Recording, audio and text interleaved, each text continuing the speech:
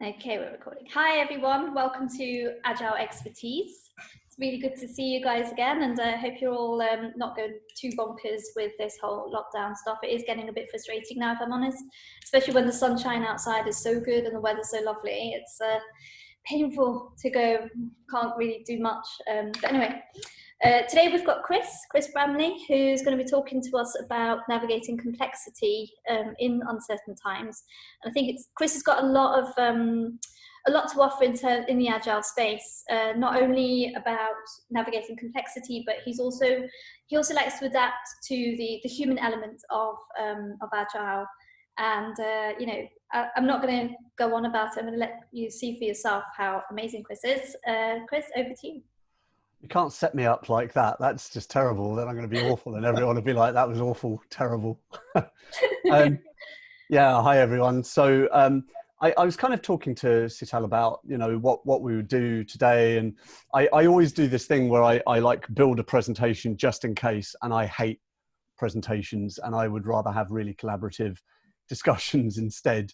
And I've had so many of those after the last few days. The idea of just sitting there with a presentation is like, for me today. So if you're happy with that, I would rather kind of have discussions around, the kind of thing. And we were talking about, navigating. So I have a saying, I'm also an author in fantasy, which probably doesn't interest anyone here, but I write about big dragons and stuff. And one of the things that I say in a lot of my books is it's hard to navigate when you're too close to the sun. And I think that that's a very interesting thing to say about complexity, because it's all about context, right? And it's very hard when you're here to be able to see where you're trying to go to navigate, and that's my difficulty. And I don't know how it's been for you guys, but my difficulty recently has been companies have been desperate for people who understand uncertainty and complexity and novel situations and innovation and all of this kind of stuff.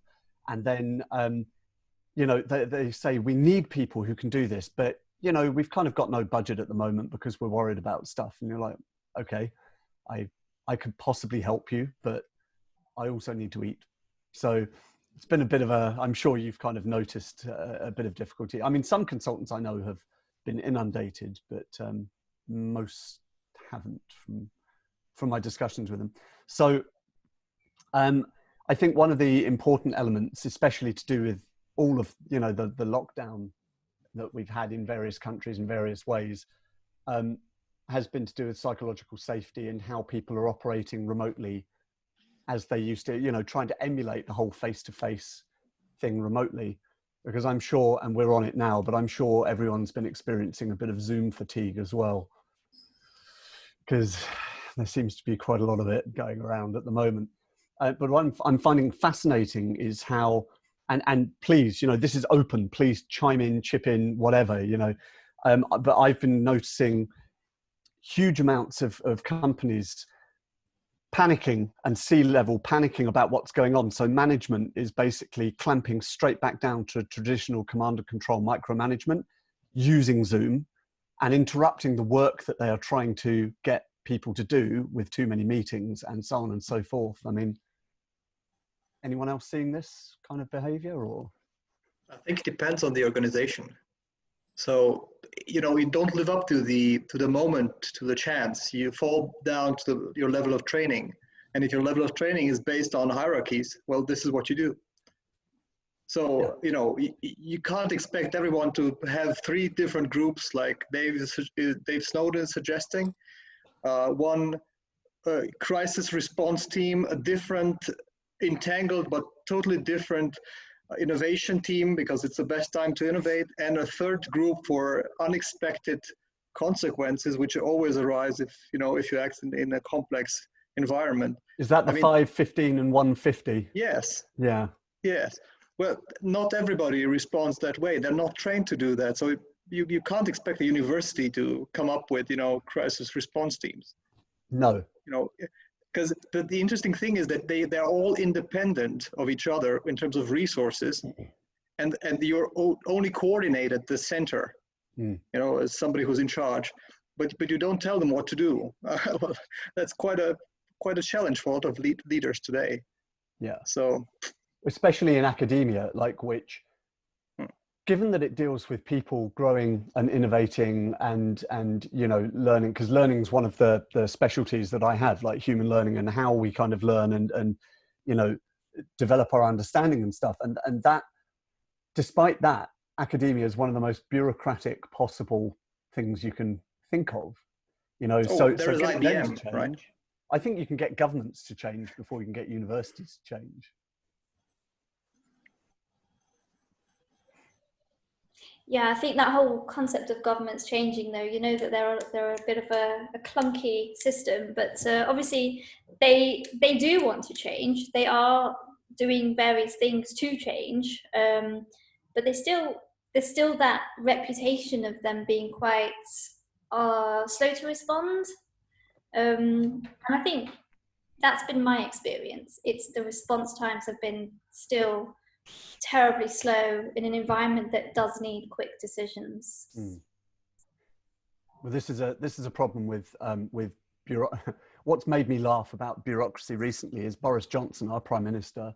You know, he uses the word bureaucrat as a slur in Parliament, and he is one of the ultimate bureaucrats that we have in the country. So even with bureaucrats, the word bureaucrat has negative connotations, which I find quite an interesting thing, because it's just this idea of the red tape and the inability to react quickly and or adapt quickly, or you know, possibly accept quickly. And actually something Dave was saying earlier, and Vlad was there, so the idea behind having I think you were there earlier today, with the idea behind having, you know, a benefit system that was never designed for purpose, quite deliberately, suddenly trying to repurpose that to actually give people money. I did kind of agree with what he was saying on that, because that's what we've got at the moment in the UK, is something that it was supposed to be fit for purpose, but it never was. And now we're trying to use it for something. You know, the name of the thing is not the thing, right? That was a Jerry Weinberg quote. You're buying the label, not necessarily the product. So I think the repurposing thing is incredibly challenging. So can be, yeah. I mean, look at, like, Dave has his examples. He talks about this, you know, repurposing microwaves and turning them, like making a, you know, the radar into radar beam or something into the microwave oven, or IBM repurposing that stitching machine or something into punch card machines. These are some examples of that, but it's super challenging to innovate that way.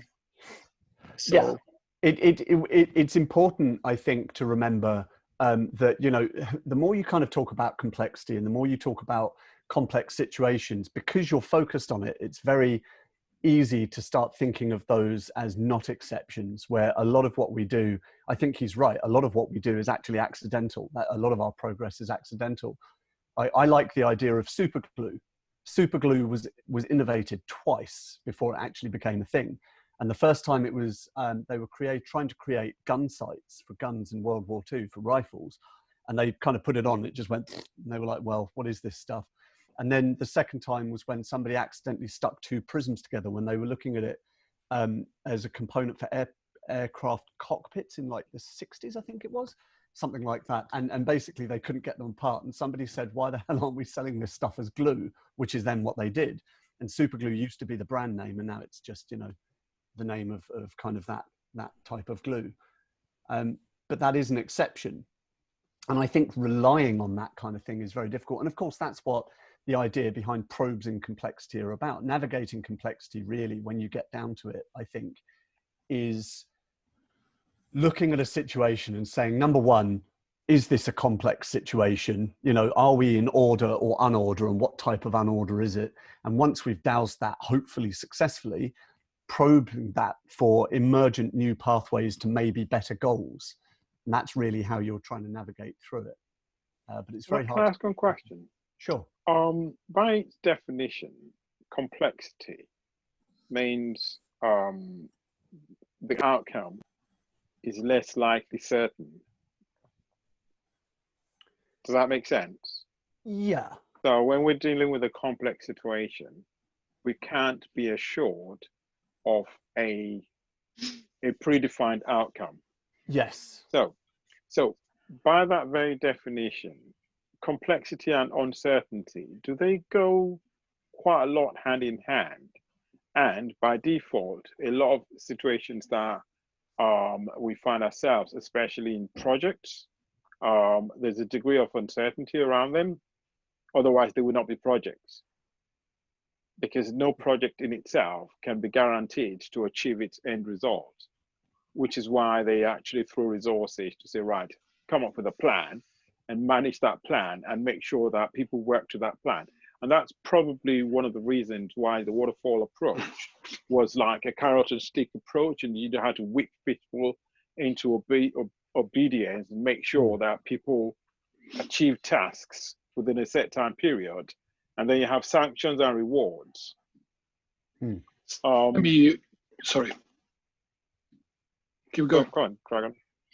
No, I'm just thinking, you're making an assumption there, it sounds to me, that all projects exist in the complex environment, which I don't think follows. Projects, They don't. The project They way don't. of thinking is kind of much better suited to complicated environments. I was going to say complicated, yeah. So Yeah. some Yeah, projects, I mean, some projects have a very clear degree of causality, and some projects are very dispositional. Yeah, so projects that are defined process control have a predefined route that they follow, and they have less risk of failure. But there's still not 100% certainty that the outcome that was predefined will be achieved. Because all it takes is for one variable in the mix to fall out of sequence, and it could have a cascading effect on all the other parts that collaborate to achieve the objective. So in that regard, it's not complex, but has a degree of uncertainty. Is that a fact? Yeah, I mean, remember that things transition between domains, right? And actually, one of the things I think with complexity that's probably more important than which domain you're in at a specific point in time is how you transition or when you transition between those domains as well. So you can plan things out, and everything can be very causal and very complicated, or even, you know, clear up to a point. And you can have a project where you've got stuff in place and you're just ticking boxes because you've gone for a very low risk project. But yeah, as you say, one thing dropping out of, say, a supplier runs out of a specific component you need, at that point, you either have to look at abandoning the project or postponing the project, or trying to find a component that you can then substitute, which introduces a much more complex kind of space into it. So it never stays in one domain, I think is something to think about. Yeah. We could give examples, right? Two different projects. So if the project is, let's build a jet engine, okay? 3 million parts, let's build a jet engine. It's a complicated project, right? But there are several best ways to do it. There is not one best way, but there are several best ways to do it. And once we've built the first engine, we can scale it. So we can build 15,000 jet engines, which are identical, you know? And now let's think of a complex project, like, for example, getting Donald Trump elected as a president, not re-elected, just elected. On the day of the election, 90% of the people were sure that Hillary is going to win, okay? But unfortunately, she didn't. 1 week after the election, we knew what the factors were after analyzing everything that got Donald Trump elected. But we cannot use those factors for the next election, hopefully not getting him re-elected. Yeah. Okay. I remember when in fact, wasn't it you who mentioned retrospective coherence? Yes. On the last call we were on with Dave. Yeah. And so that's, you know, it's really obvious when you look back at it that Donald Trump would have got in, or that Brexit would have happened, or that all of these, you know, things, whichever way you look at it, when you expect them not to happen and then they happen, and you look back, you say, oh yeah, well actually it was quite obvious that was going to happen, but it wasn't at the time obvious at all. So guys, I've just, while I've been listening to you guys, I thought we could collaborate on a board with this. feel free to change things around. So actually in the chat window, I'm going to share a link. So I thought we could jamboard this and actually start exploring complexity. Chris, what do you think? Sure. We've lost you. You're back. You're back. Oh my You're God, back, I had a heart attack there. I was just like, no. Yeah, my internet. No, you're there. You're there. I'm still recording as well, thank God for that. Yeah, so I've just shared a Jamboard on the chat window, and I just thought, Chris, I don't know if you want to leave this or not. I mean, tell me to just leave you alone. No, I'm happy for people to. Oh, I don't think it's come up in the chat. No, it hasn't come up yet. Oh, it hasn't come up. But I'm happy for anyone to jot down ideas. There we go. I'll send it again. Sorry, I sent it to one person. Sorry, Zora. So I thought we could just start collaborating on the board and sort of saying, okay, let's look at an example. Think about and think about what order, if there is any order and disorder to the situation, and what approach we could try. Is that something that would make sense to you, Chris? Is that how you'd approach things? I'm happy for whatever, you know. I kind of when you said you'd rather kind of just have a collaborative Q&A and chat and stuff, I'm very happy to just chat and we can all throw ideas down and see how we feel about it. You know, I'm quite happy to do that. It'd be good to capture things though, so if that's okay with everyone, you know, it'd be nice to kind of capture things that we can then share. But yeah, we can keep the conversation going for sure. I mean, if people want to see any of the slides that I've got lined up, you're more than welcome for me to flick through them, because I've got a few things on psychological safety and a few other bits and pieces, but I'm quite happy if you don't want to look at the slides as well. I wouldn't mind seeing them quickly and then going to the Jamboard. Maybe gives us a bit of context. But that's me. That's just me. That's a good idea. I mean, if everyone's happy, I can just flick through them really quickly. Yeah, let's go for it. Right. Traditional. We got some thumbs up. Oh, you might have to allow me to screen share. Yes, I can. I'll just make you host. All over to you now, Chris. The power. Not that exciting. I mean, I wasn't sure kind of who was going to be. Can you see? Yes. Yeah. I'm probably not going to bother doing the full kind of presentation things. I think you guys can all see it. But yeah, I was going to talk about things like psychological safety. So I usually use these two slides here to kind of describe why we tend to default into it. It's strange. So when I did my TEDx, I was talking about collaboration and why one of the three seeds, if you like, is the fact that humans try to order the world around them, which is fine, but we also try to do it to complex things and situations, including other human beings, which, as you know, probably isn't so fine. And one of the ways that we love to do this with language and work, and it's totally appropriate sometimes, is to have bullet points. So I've got all this stuff that I talk about here, and one of them is one of them is eating, and usually people don't notice that until right at the end of the presentation when I point it out. Straight away. Sorry? So it came up straight away on my screen, easily seen. There you go, yeah. So usually when I'm talking about all of these bits and pieces, and so what I usually do is I try to talk about the power of narrative instead, and how, and this links into, I mean, complexity is something that uses narrative in a number of ways, as I'm sure you know you're aware. But also narrative's very important for learning, and it's very important for things like psychological safety. So the sharing of stories is like the basic way that humans have always shared knowledge. And so what I usually do is say that all the stuff before doesn't really tell you about me. But when I was 5 years old, I went into my parents' bedroom and climbed up on the dresser and got hold of a bottle of Chanel No. 5 and drank the entire bottle. It was brand new. Yeah, and then I went to the hospital and I saw the doctor and I said, "Oh no, I'm not going to be stomach pumped again, am I?" Which kind of suggests what kind of horrific child I was. And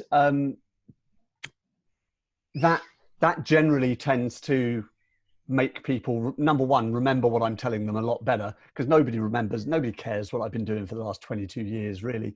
But it's also a way to kind of share stories. And I don't think we necessarily need to do that, but we're welcome to share stories of where we've had some interesting things with complexity or psychological safety or whatever interesting things we've seen or experienced. One of the things that I thought was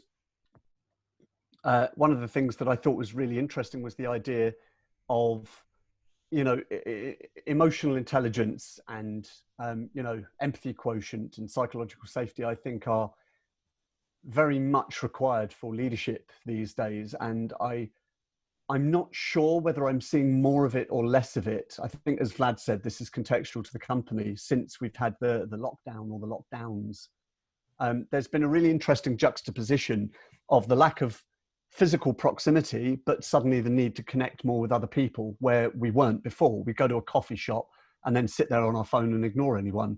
And now we're at home on our own, talking to as many people as we can. So I find it quite an interesting kind of switch around. I mean, feel free to chime in, you know, on any of these bits and pieces. And then there was a part on psychological safety, which I was speaking to people about recently, which was very interesting, based on inclusion, learning, contribution, and challenge.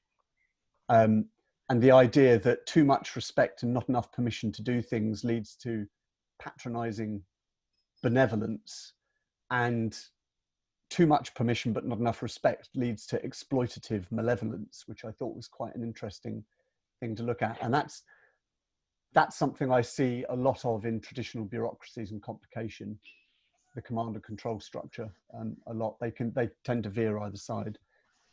And I've got stuff on comfort zones and various other bits and pieces as well, negativity and failure and storytelling.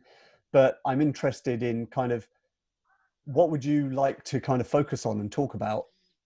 Is there anything specific in terms of the complexity and the navigating complexity? What would navigating complexity entail for you?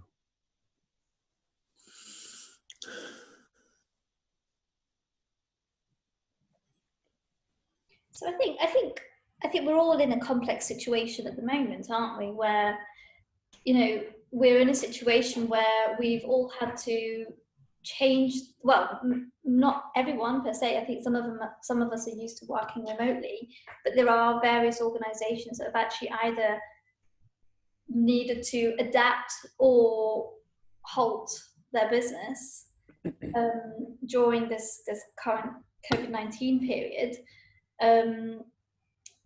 So yeah, that's left us in a bit of a complex situation, because I think, and what I found is that there's been a need to get your head around the tools that you're going to need to support your day-to-day work. Not only that, but setting up your workstations, connecting into the offices, and maintaining the systems within the offices at a distance. And there's all sorts of different kind of scenarios that you never thought you'd once have to like go through. So I think there's a lot of complexity around, one, working remotely. People have figured it out, and Zoom has been one of the greatest remote tools people have been using. But there's questions around going back now. What's that going to look like? What we're going to have to do now? Yeah, are we going to go back? Like, is this a paradigm shift that we are seeing here? And I think that there probably is a degree of paradigm shift to what we're seeing. Because we couldn't have done this five years ago to the level that we're doing it now, with the level of cloud integration that we have. I don't think we could have supported everyone working at home in the same way that we are now. Like it's far more integrated. And what I think is quite interesting is that businesses have been forced to realize, or to admit, I guess, that what they're really paying people for is outcomes, or should be outcomes, rather than the hours that they are working specifically to do things. And I think that that's been highlighted a little bit with the working from home part, apart from the companies that have been interrupting a lot of their. I'm also thinking sorry, who was that? Vlad. Yeah, I think there is a very interesting idea put forward by Jennifer Garvey Berger around complexity, because she says that the ability to deal with the complexity around us is mediated by our ability to deal with the complexity within. So the better you know yourself, the further you are as a person on your journey towards whatever you can become. the more you'll be able to cope with whatever complexity layers that there are out there. And I don't think that we are experiencing social distancing. Well, we have the term, but we only have geographical distance. In terms of our interhuman connection, we are closer than ever before, probably. I agree. As a society. Social distance, I agree. I think social distancing probably isn't the, I think socially proximal distancing is probably a better Or physical, just physical distance. Yeah, physical distancing makes a lot more sense. Yeah, that's a good point. Socially, we are a lot closer. That's interesting. It does depend. It depends on generation and it depends on the age group. I mean, I know that a lot of much older generations are finding it more of an isolation, even if they're technically not in isolation, because they have less of a grasp of the connectivity and technology than people who've grown up with it do. And, you know, when you look at baby boomers and, you know, before and just after, people tend to look at technology as a tool, whereas millennial and post-millennial tend to just accept it as part of their lives. So it's a totally different paradigm for them. Very true. Which I think is quite interesting. So then that's suggesting that we are actually entering a bit of a paradigm shift in the ways of working then. Is that what you're saying here? I think we are. I think that in the future, companies will suddenly realize that they don't need to do. In fact, I've been hearing this from a lot of clients that I've spoken to. When things go back to, you know, business as usual or whatever, we're just going to focus totally remote from now on. And I said, well, okay, but you should be doing this in context. Some things are fine remotely, but some things you need to have face-to-face, like they are much better face-to-face. For example, you know, mentoring and coaching can be done remotely, but I've always found the greatest uptake and retention of data has come physically with a class that you work very closely with. That is yeah, I agree. So it needs to be in context, and humans polarize. So, Chris, do you consider recruitment to be one of those that are better off face-to-face rather than remote? It's a very good question. Do you mean as in agencies or as in HR or? Agile practitioners, sometimes we tend to be in between jobs quite a lot, you know, going to one job, deliver a project. Once the team gets to maturity, they no longer need you. Staying there is not doing you any favor, so you look for the next challenge. From my perception, it's a two-way thing when you're looking to work for an organization.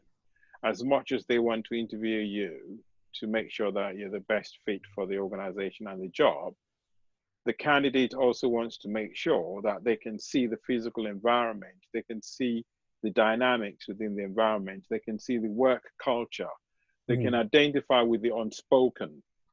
If we now go through that recruitment process virtually, that aspect of the unseen means that we're not able to totally identify with the organization as such, because you haven't actually seen the physical environment. Is that something that we consider to be a factor in the new world? I think that that's a really valid point. And I think that it depends probably, you know, if you're going to work for them and all of the work you will be doing will be remote, which is a possibility coming up, it might not matter so much.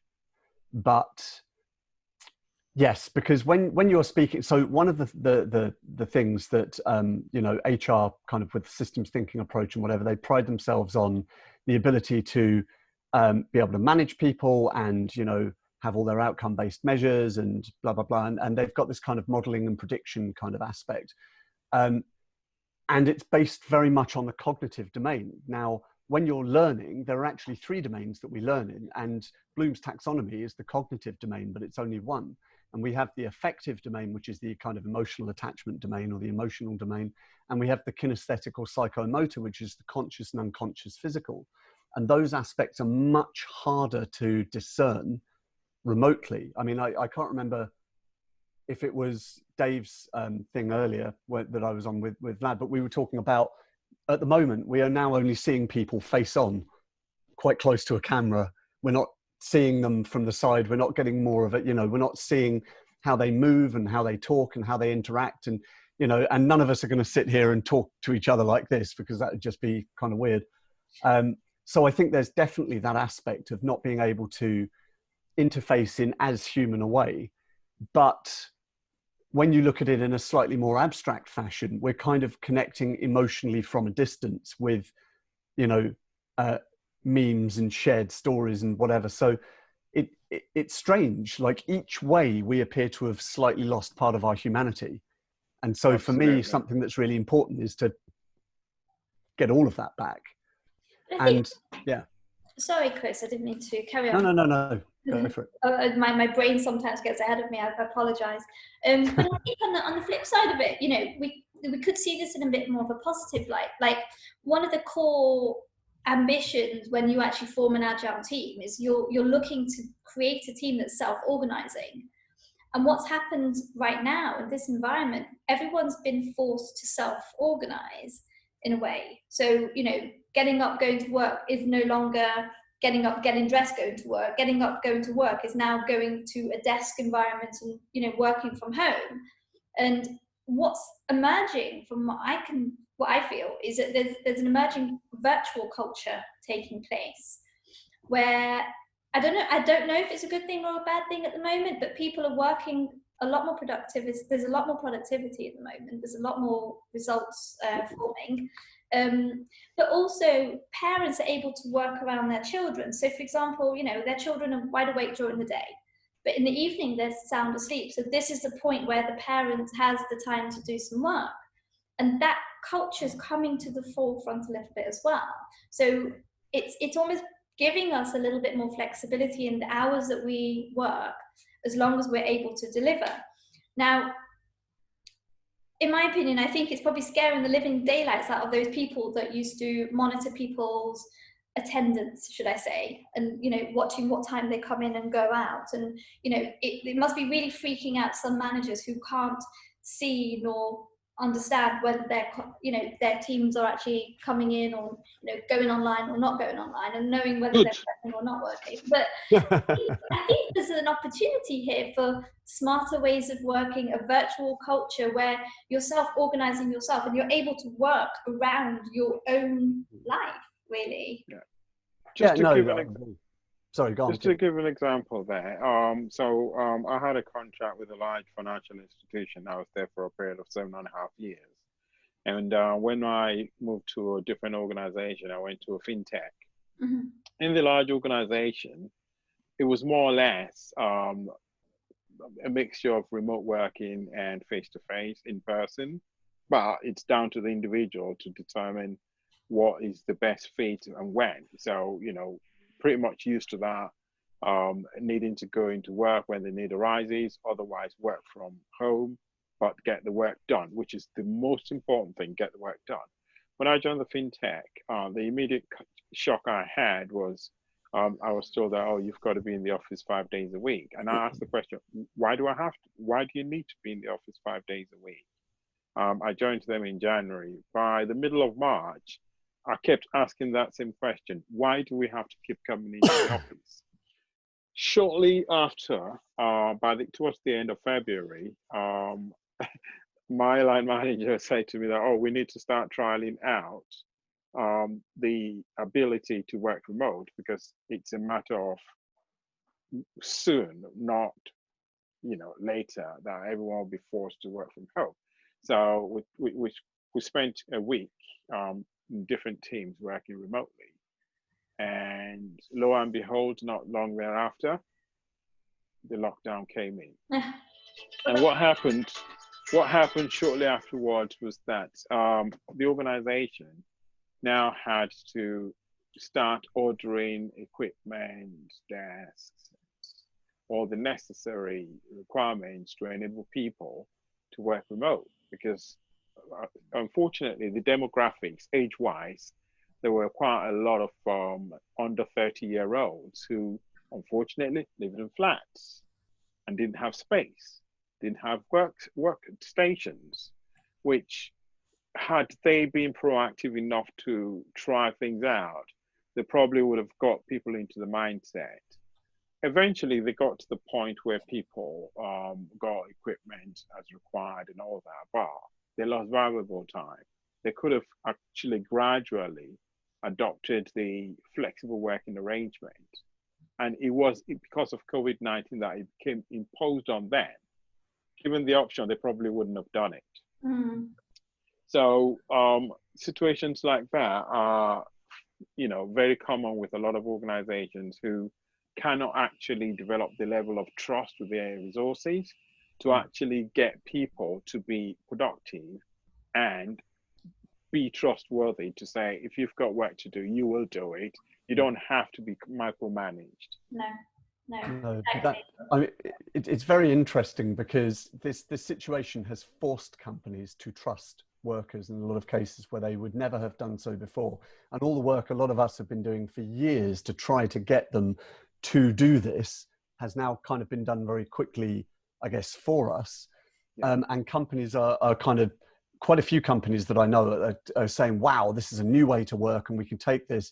And quite a few others are saying, when can we go back to having control? And it was a very interesting, it was very telling. So I know a young guy called Giles, and I worked with him many years ago.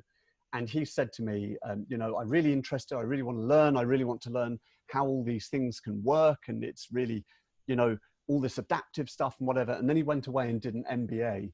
And he came back and he said to me, I don't think I agree with what you're saying anymore, because how do you maintain discipline within your workforce? And I said, that sounds like your MBA speaking there. Technically, if you've got them invested in the ecosystem of what you're doing, they will hopefully work for the success of that ecosystem because it's their ecosystem. And you shouldn't have to maintain discipline at all. And he just couldn't see it because he'd been trained to categorize. It was an army thing. Like project management came out of army contracting, if I recall correctly. So in a lot of industries. So there is a very military kind of aspect to some of Western business, I think. And it goes back to Taylorism and factory floor stuff and, everything. So speaking of that, but my view is a little bit different because I work with third-party contractors. And my view is that it all depends how well you know your colleagues. If you know your colleagues well, it doesn't matter where you work, you just need the tools. But I work with several vendors that they even work in the same city, but they didn't know each other. So I had to go to India to get them together in a group, in a session, so they can start talking to each other. So I think it's like, before there was the extreme of you can't work together, you have to be in the office, but you're actually in a big companies, you're not in one office. So nothing has changed from there. I think it's looking how you build the teams, than just talking about where is your physical work.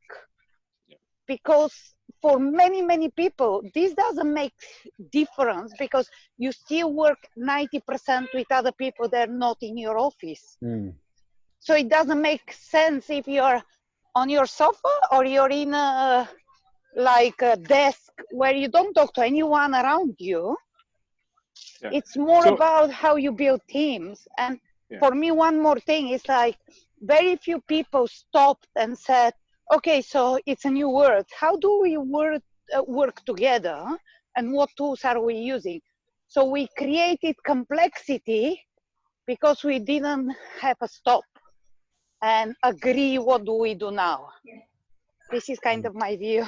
That's a very good point, Bibi, and I agree with that. In that, first thing you should be doing is going, whenever you're forming a team, or even if you're just entering a team that exists already, ask them what they want. How do they like to work? I think it's a very simple question, but a very powerful response you can get out of it. Relationships and communication. But most of the company, if you go now and ask them, so when you start working from home, how did you actually sit with your team and say, okay, we are not going to see each other in the office, or we are not going to have a call, we are having a Zoom. How are we working? Did anyone stop for a day and saying, okay, let's see what are the new rules of engagement? And I think this is for me the difference that should happen. I think this goes back to these unintended consequences I was talking about. If everybody's in a situation that they have never trained for. And you're acting, everybody's acting, okay? We are all under pressure. We have no time to consider a lot of alternatives. And some of us have, but most of us don't have the capabilities to change significantly. Capabilities would be a set of skills that are required, right? And you can't go around shop for skills as you were used to if you want to hire new people. So basically you have to work with what you have right now. That's true. Now this is, and so that's there's where the pressure comes from. And if you start acting, you will produce a lot of unintended consequences in this very complex ecosystems we're working right now. And it's not one company under pressure, it's every single member of your ecosystem who's under pressure. But then and we're talking not about losing 5% of your margins or something, but we're talking about survival. Yeah. So we're actually, the thing where companies and people are edging away from the psychological safety of entire organizations and individuals is saying, you know, but take this opportunity, which is true, but people are actually operating on the lower tier of Maslow's hierarchy of needs. At the moment, you don't have the ability to just have the, you know, the leisure to say, well, we can just learn new stuff. It's fine, because some people are literally fighting for survival, to be able to eat, to companies, you know, to be able to pay their staff. So it is contextual, and you can't just, you know, you can't just say that we all have to blanket use this opportunity to move. And I think another important thing is the fact that there's a definite difference between alignment and collaboration. And alignment is much closer towards groupthink, and it's a much more traditional thing within companies because they like people to conform so that they can operate in a certain way.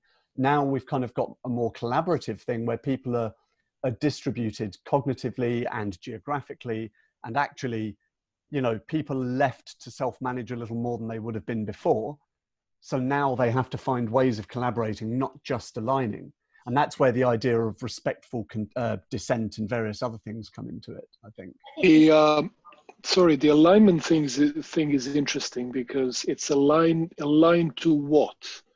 And most of the organizations I've actually worked with over the last however many years haven't had enough clarity about what it is that we're trying to achieve. So when you said earlier, Chris, invested in something, if you don't have the clarity about what it is that you stand for and work for, then what do you align with? What do you invest yourself into? I think that's one of the huge problems.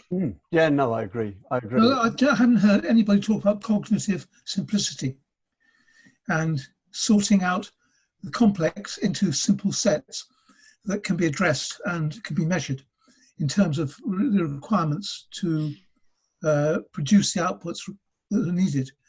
In Germany, I had a manager working with the German Civil Service who said to me, "We're ready to go tonight." I said, "No, we're not." He said, "Why not?" I said, "What are you going to do about failure?" He said to me, "Failure?" He went away. 20 minutes later, he came back with a spec. He said, "It cannot fail. Failure is not specified." IBM? All right. Well, And the other thing I wanted to touch upon was Goldratt and theory of constraints. Yes. Where you invest your effort in looking at an organization and deciding you could spend your money to support the organization and its processes here and here, but where is the effect going to be greatest? And so you invest your time left in the weakest points, not the strongest. And I think Goldratt is a very, very important read for most people.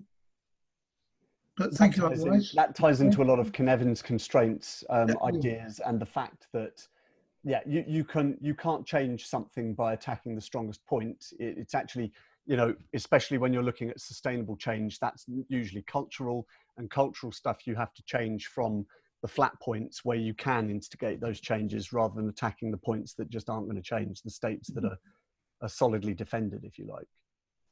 Yeah. I like the idea of simplicity though, because I always try and keep things simple wherever I can.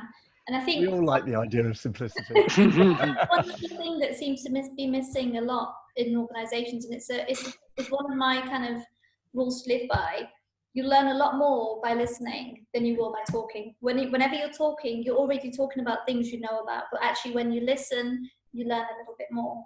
Indeed. That's, yeah. We have 2 ears and 1 mouth. And it's a very simple thing that very few organizations do well. Going back to the constraints, right? In the Cynefin framework, we have fixed constraints.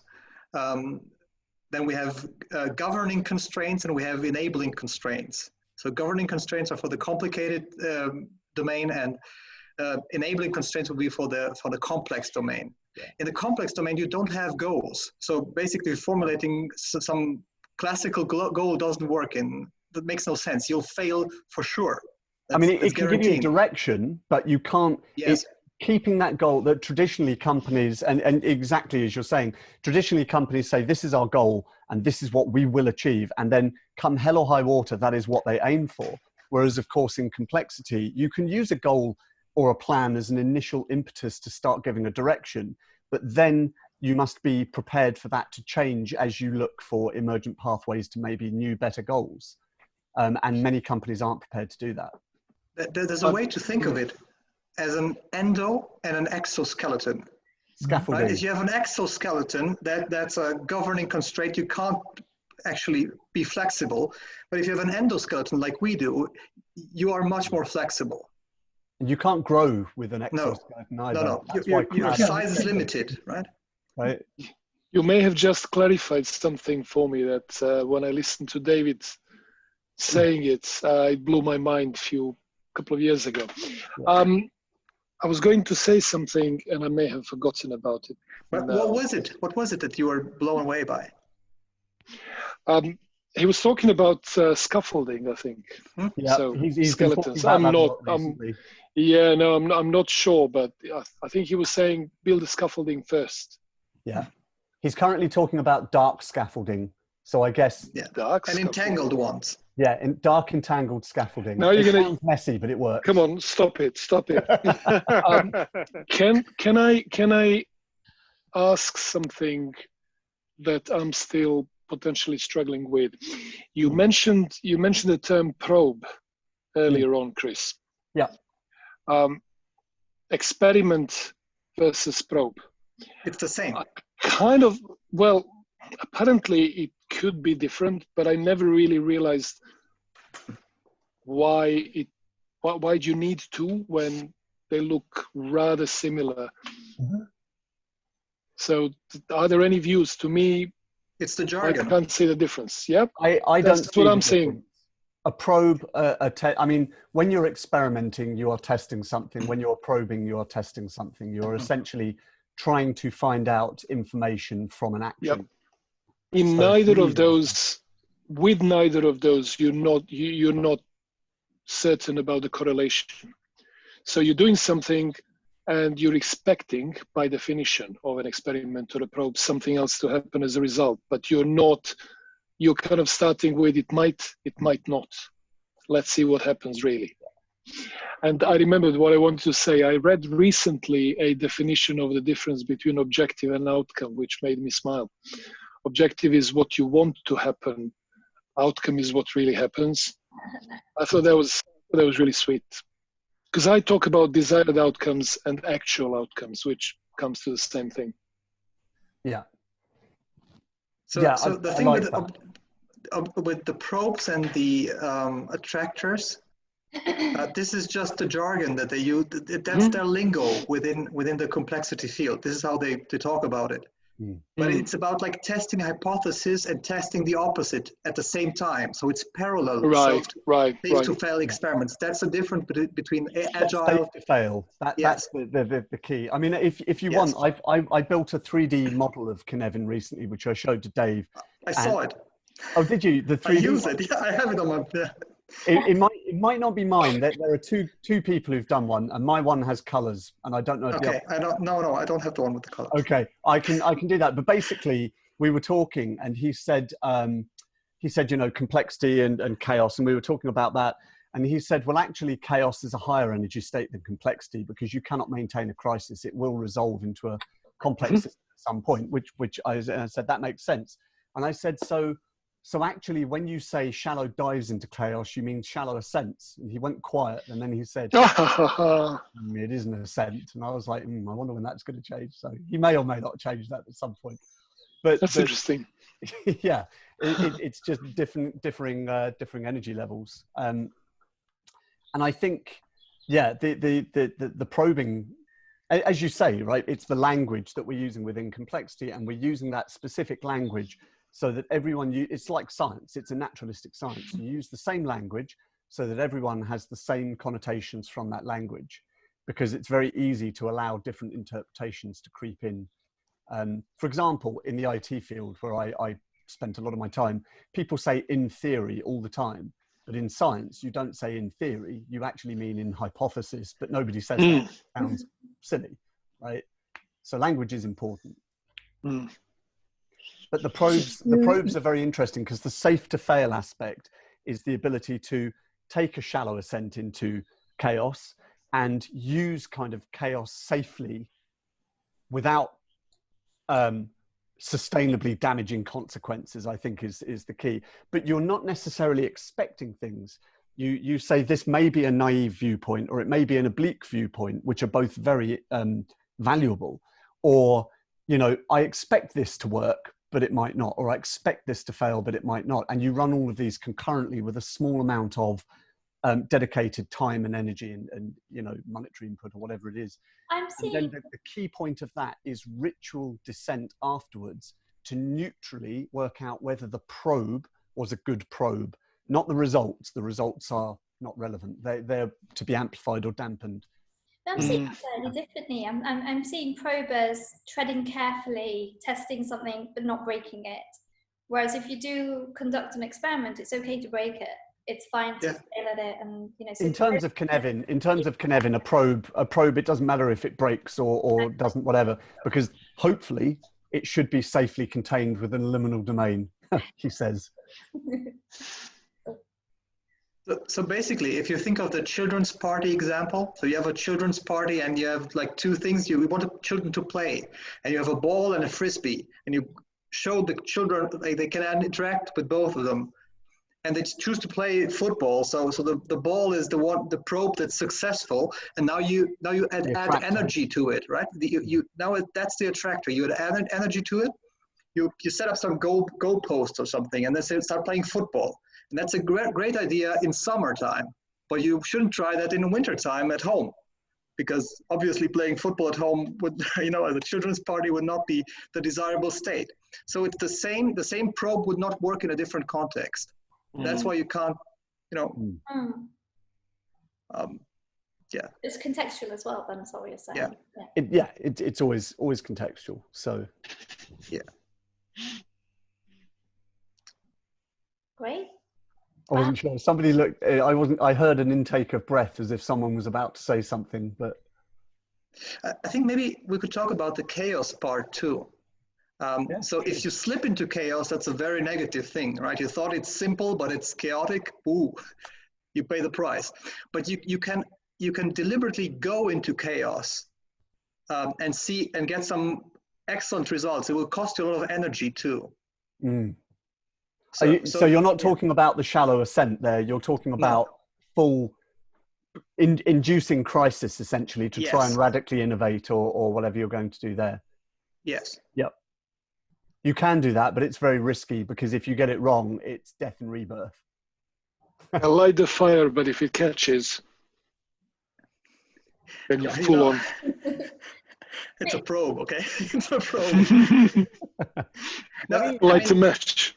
Look, the example that's always given with the going deliberately into chaos is, for example, if you have there was a submarine that grounded in the 60s, a U.S. submarine that grounded on the coast of Portugal in the 60s, and they had several teams around the world evaluate where that submarine could be.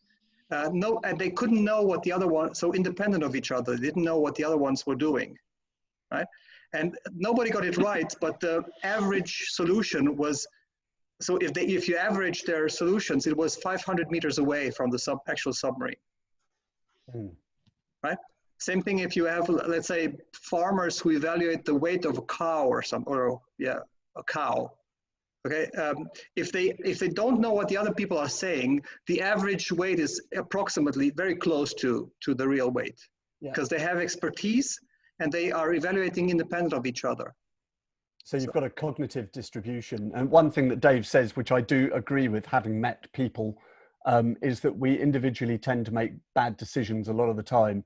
But as groups, because we evolved tribally and we evolved in communities, we make collaborative decisions in a much better fashion because we tend to share the cognition. And certainly with tribes, you know, everyone, that's kind of where you are invested in the success of the ecosystem when you're within a tribe, right? So you tend to make decisions based on the success and the growth and you know, the survival of the tribe. I'll just share really quickly, by the way, just so you know what I was talking about. I don't know if you can see that. Yeah. So, so that was the 3D model that I basically built, which may or may not be a little messy. So that state of aporia, that's a recent addition, isn't it? To aporia and confusion and clear, yeah. So I think it was good. Oh, come on, Chris, you're supposed to be technically capable here. The idea behind aporia is the fact that it was kind of a more precise way of saying it, because confusion is fine. We don't know which domain we're in or which state we're in or whatever. But aporia is the idea that, say, for example, senior management believe that they're in the complicated zone because they have been there for a long time and they think they know how to resolve something. But then the experts or the people on the front line or whatever are within complexity because they're saying this is a different context and a different situation. And so you have two diametrically opposing viewpoints, which may be making it difficult to understand which domain you're really in, which I think is quite interesting. Well, so we had Dean host recently on this, and he kind of described aporia as like like, you know, this whole pandemic has put a lot of organizations into that state, purely because it's completely uncertain and we don't really know, you know, which direction to take. There's no clarity on it. It is chaotic, so it's borderlining on the chaotic and complexity domains. But they are pretty much in that kind of, you know, middle state of aporia, I guess. Is that the right pronunciation, by the way? Aporia depends. I guess, you know, it depends how much you want to sound like a bad guy from Star Wars or appropriately ancient Greek or whatever. But so what's the, just out of interest, Chris, what's the elevation, the height signifying? Is that the level of energy or what? Yes. Yeah, that's the level of energy it takes. Like I'm still refining this, by the way, so don't take this as anything specific. Arrows are showing the movement between energy states, and as you can see, clear to complicated is very, very low. Like they're both order, and it's very easy to kind of transition between them. But moving from complication to complexity, you know, it's much easier to move from complication out into complexity, but it's much harder to kind of go the other way. Chaos is moving from chaos to clear. Okay. Can happen, I believe, but I've never seen it. Personally. Sorry, say moving from where to where? From chaos to clear. It's right. The energy expenditure to climb. And I think that's why. So Dave told me, you see that little kind of nubbin at the bottom, that rolled over bit.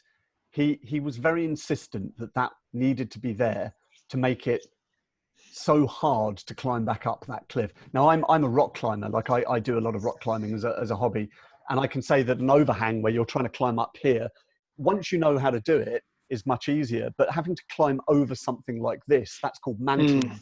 The energy expenditure to mantle before you start climbing again is very, very high. So it does kind of work. Wow. Yeah. I mean, I think we could try to build a case for what would be from going from chaos to clear. So let's imagine that we all had cars, but we had no rules about how to drive. Right side, left side, in the middle of the road, it's up to you. And somebody establishes the rules, you know, and we all agree on that. Then we go from chaos to clear. But it would have to be immediate and total for that to work. Yes. I think one of the greatest fallacies we have currently in society and business, and it's a deliberately supported one, I believe, is that without control, there is total chaos because humans are chaotic. And it's actually not true. If you look at what happens with, do you know Hans Monderman, who's a Dutch guy who did tests on road bureaucracy?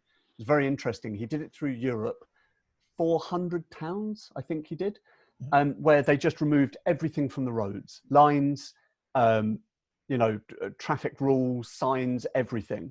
And everyone expected utter chaos because I don't know if anyone's ever been to various cities in Asia. I have, and they are quite chaotic, but actually they work. Nobody hits anybody.